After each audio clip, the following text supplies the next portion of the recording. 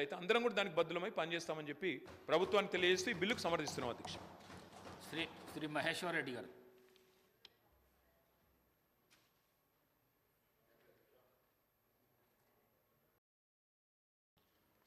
ఈరోజు ఈ ప్రభుత్వం ప్రవేశపెట్టినటువంటి బిల్లుని సమర్థిస్తూ కొన్ని సూచనలు చేస్తా ఉన్నాం అధ్యక్ష.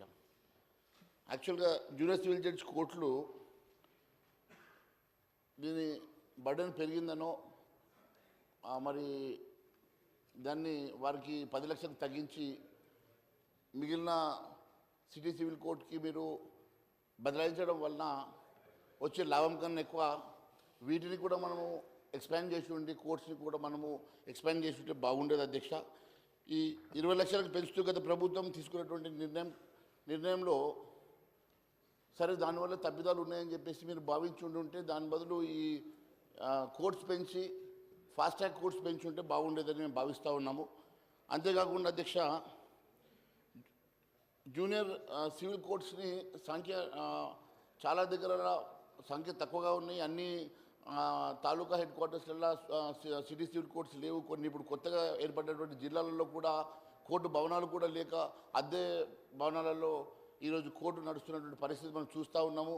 మరి అద్దె భవనాలు ఉన్నటువంటి కోర్ట్స్ కూడా మనము ఇప్పుడు ఎందుకంటే సార్ కోర్ట్స్ కూడా అద్దె భవనాల్లో నడపడం చాలా బాధాకరంగా ఉన్నది. అసలు అటువంటి చాలా ఇన్కన్వీనియంట్గా ఉన్నది. ఇప్పుడు మా జిల్లాలో కూడా మేము చూసినట్లయితే నేను మొన్ననే కోర్టు విజిట్ చేసేటప్పుడు గతంలో ఉన్నటువంటి ఒక జూనియర్ కాలేజు అక్కడి నుంచి షిఫ్ట్ అయిపోయి అది శిథిలావస్థ ఉన్నటువంటి జూనియర్ కాలేజీలో ఈరోజు కోర్టు నడుస్తున్నటువంటి పరిస్థితి చూస్తూ ఉంటాం అధ్యక్ష.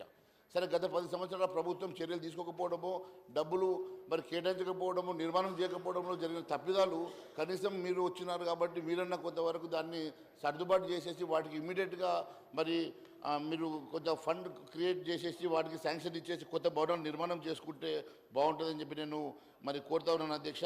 ఎందుకంటే కరోనా సమయంలోనే హైకోర్టులోనే కాదు అధ్యక్ష, జిల్లా స్థాయి కోర్టుల్లో కూడా కేసుల పరిష్కారం చాలా పెండింగ్లు ఉన్నాయి అధ్యక్ష.